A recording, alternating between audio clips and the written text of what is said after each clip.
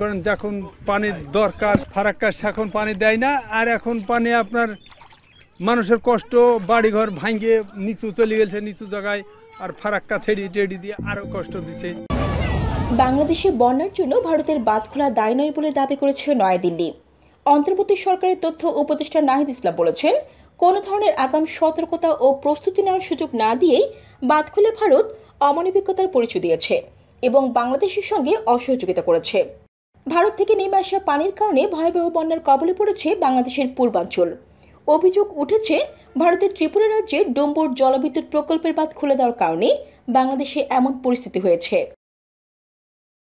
ভারতীয় সংবাদ মাধ্যমগুলোতেও ভারতের বাঁধ খুলে দেওয়ার খবর প্রকাশিত হয়েছে। তবে সরকারের পক্ষে বলা হয়েছে, বাংলাদেশের বন্যা গোমতী নদীর উপর নির্মিত ডুম্বুর জলবিদ্যুৎ প্রকল্পের বাঁধ খুলে দেওয়ার কারণে হয়নি। বৃহস্পতিবার 22 আগস্ট এক বিবৃতিতে এমন দাবি করেছে ভারতীয় পররাষ্ট্র মন্ত্রণালয়।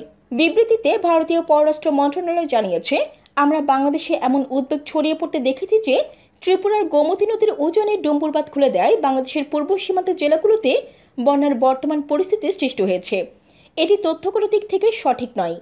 এতে বলা হয়েছে, ভারত ও বাংলাদেশের মধ্য দিয়ে প্রবাহিত গোমতী নদীর অববাহিকায় গত কয়েকদিন ধরে এই বছরের সবচেয়ে বেশি বৃষ্টিপাত হয়েছে।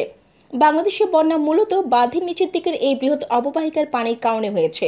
নয়াদিল্লির দাবি, ডুম্বুর বাঁধ দুই দেশের সীমান্ত থেকে বেশ দূরে অবস্থিত। বাংলাদেশের সীমান্ত থেকে এটি 120 কিলোমিটারের বেশি উজানে অবস্থিত। এটি একটি কম উচ্চতার বাঁধ, যা থেকে বিদ্যুৎ উৎপাদন করা হয়। এই বিদ্যুৎ থেকে বাংলাদেশেও 40 মেগাওয়াট যায়।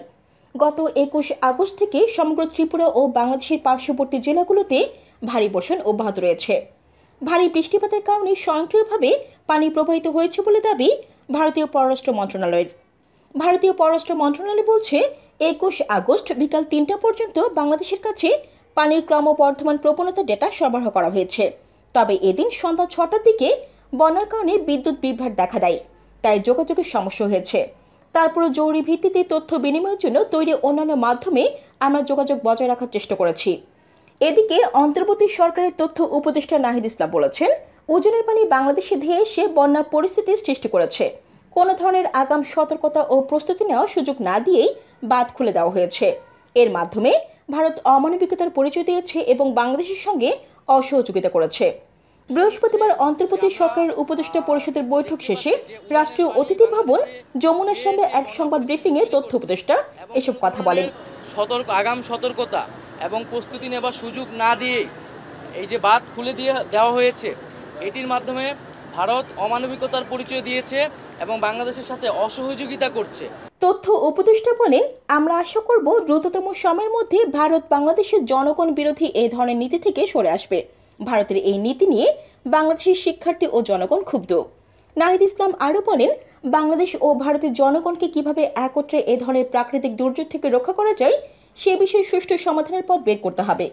বাংলাদেশের জনগণ দীর্ঘদিন ধরে পানির ন্যায্য হিস্যার জন্য আন্দোলন করছে, কথা বলে আসছে। বাংলাদেশের বন্যা পরিস্থিতি নিয়ে ঠাট্টা করে সংবাদ প্রকাশ করায় ভারতের নিউজ সম্প্রচার সংস্থা জি মিডিয়া কর্পোরেশন লিমিটেডের ওয়েবসাইট হ্যাক করেছে হ্যাকাররা। জান্নাতুল আফসানা, FM নিউজ, লন্ডন।